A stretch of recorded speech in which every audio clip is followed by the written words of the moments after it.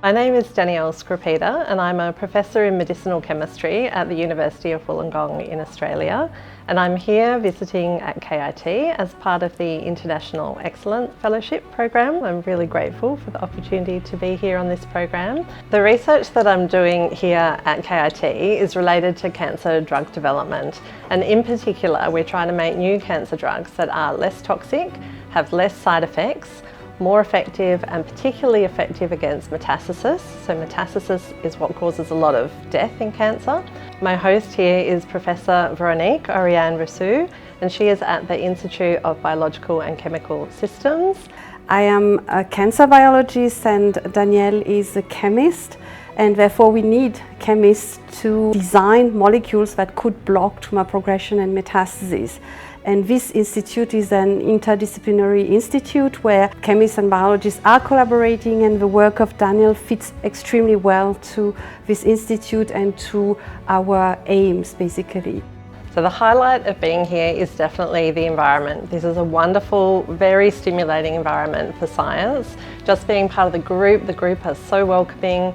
Other people here, so both here at this institute, I've also visited people at the Institute of Organic Chemistry, and it's just such a welcoming environment, really open to collaboration, and that's how we move science forwards. We could get here a student of Danielle who designs molecule, and she came last year working with one of my students. We have already ongoing experiments and results that we accumulated, and therefore we have common papers coming and grants. I chose KIT for my research stay. The first reason was to come and work with Professor Véronique Orian-Rousseau. So she has cutting edge models of cancer cell development. In particular, she focuses on CD44, which is a protein that's involved in sending signals from the tumour to the body that help that tumour grow. And some of the things that she works on are leading in the world. They work on organoid development, which is where they try to develop a laboratory type of model of an organ. You know, these are really some of the best models that you can use for cancer drug testing.